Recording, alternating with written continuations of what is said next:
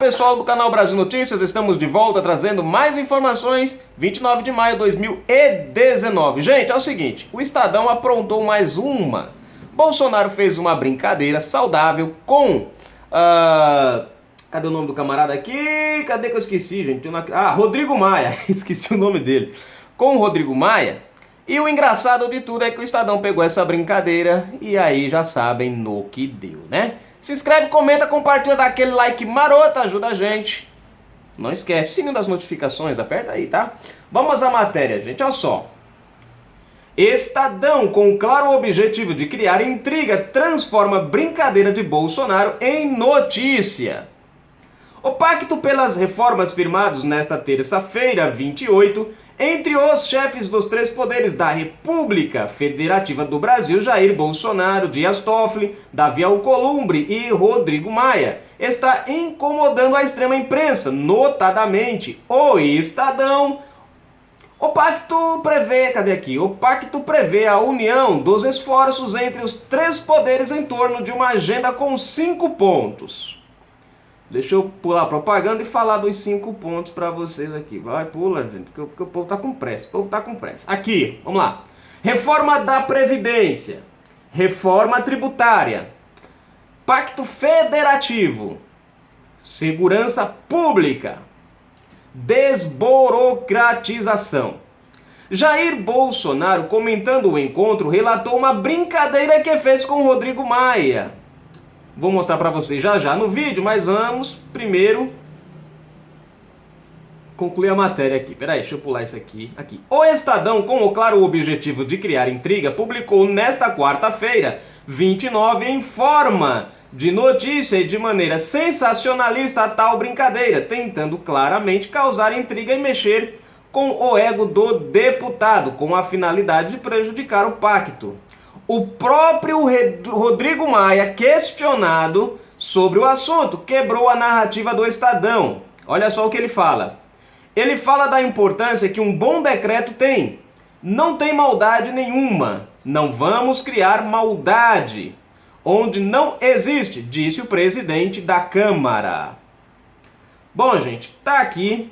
Agora nós vamos para o vídeo mostrar para vocês, né, o que falou, como foi a entrevista do Bolsonaro, né? Vocês vão avaliar aqui o vídeo, e aí vocês me dizem se Bolsonaro falou isso, se dá para interpretar isso como brincadeira, ou se dá para interpretar como um ataque, a forma que o Estadão colocou, né? Vamos ver, se liga aí. Em tom de brincadeira, o presidente Jair Bolsonaro afirma que Rodrigo Maia tem menos poder do que ele. De Brasília, Levi Guimarães. O presidente Jair Bolsonaro voltou a criticar o excesso de regulamentações da legislação brasileira. O presidente, que levanta essa bandeira desde a campanha eleitoral, citou as leis ambientais e de demarcação de terras indígenas como entraves para grandes investimentos que ajudem a desenvolver o Brasil. O chefe do executivo afirmou que um dos principais objetivos do mandato é desburocratizar o país. E o que eu tenho a oferecer aos senhores é desregulamentar muita coisa. O Brasil está cheio de decretos. Uma caneta BIC resolve esse problema. Cheio de portarias, cheio de instruções normativas. Na terça-feira, ele participou do evento de lançamento da Frente Parlamentar Mista da Marinha Mercante Brasileira, ao lado de chefes das Forças Armadas e do presidente do Supremo Tribunal Federal, Dias Toffoli.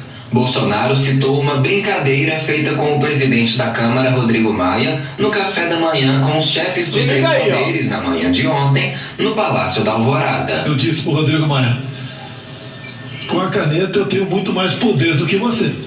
Apesar de você, na verdade, fazer as leis, né? Eu tenho o poder de fazer decretos. Logicamente, decretos com fundamento. Outro ponto reforçado por Bolsonaro foi a intenção de transformar a Baía de Angra dos Reis, no litoral sul do Rio de Janeiro, em uma nova Cancún. Para isso, ele disse que pretende revogar o decreto que criou uma estação ecológica no local. Temos um potencial enorme ali, no que nós dependemos para começar a tirar esse sonho do papel. De uma caneta BIC, revogando um decreto o decreto que demarcou a estação ecológica de Tamoios em 88. Após o evento, o presidente não quis comentar a aprovação da medida provisória da reforma administrativa no Senado, mantendo o COAF no Ministério da Economia, ao invés de devolvê-lo para a Justiça. Os senadores acabaram atendendo ao pedido dele e dos respectivos ministros através de uma carta para garantir a redução do número de ministérios. De Brasília, Levi Guimarães.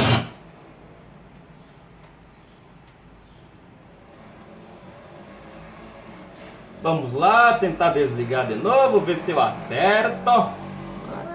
Gente, é o seguinte, vocês viram aí a matéria. Vocês viram, na verdade, colocar a matéria inteira, porque o bacana não é colocar um pedaço, né? Colocar tudo que é pra gente entender o contexto. Né? Bolsonaro falava dos decretos, Bolsonaro falava da desburocratização, tá, e tal.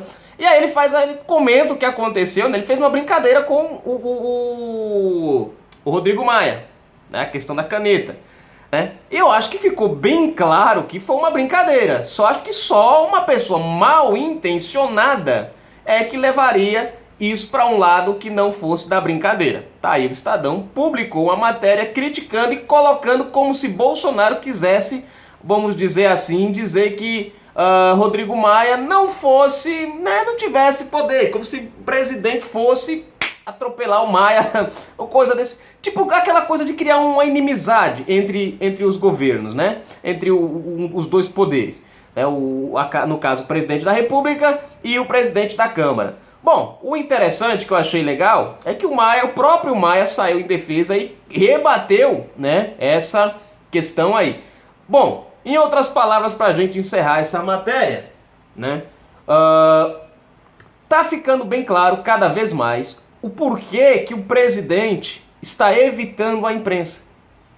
Porque quando ele fala alguma coisa na imprensa, mesmo de brincadeira, a imprensa, em vez de dar uma conotação real ao fato, não, pega aquilo dali e aí tenta transformar num furacão para tentar desestabilizar o governo.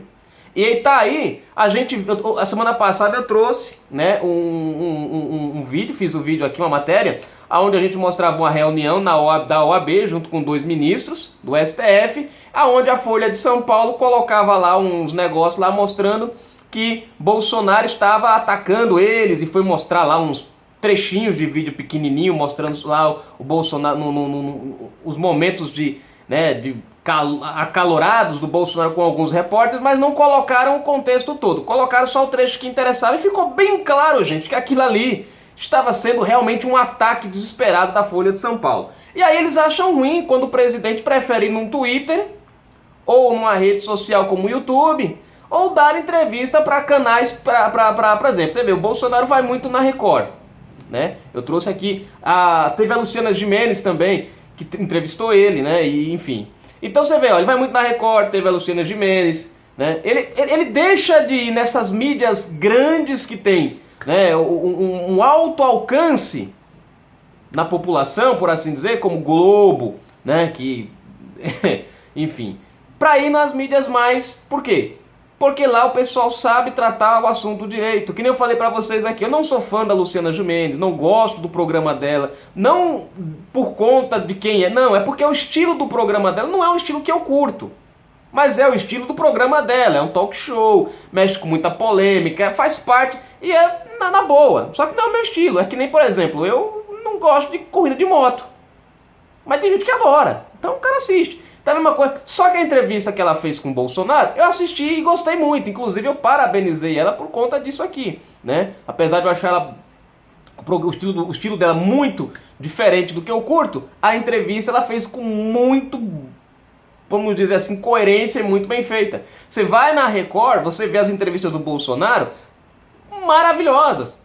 As pessoas perguntam o que interessa, falam do que interessa, não fica tentando acusar, não fica tentando colocar contra a parede, não fica, sabe? Aí, como é que o presidente vai? Quer dizer, ó, Estadão, Folha de São Paulo, Revista Época, esses caras podiam estar ali publicando matérias do presidente sem nenhum problema. Agora, matérias coerentes, eles é quem estão criando uma barreira entre o presidente e eles. Agora, tudo por conta do quê? Porque Bolsonaro fechou a torneira das verbas publicitárias. Era muito dinheiro que corria para esse pessoal. O Brasil em crise, esses caras enchendo as burras de dinheiro. Então o que acontece? Eles estão por aqui com o presidente.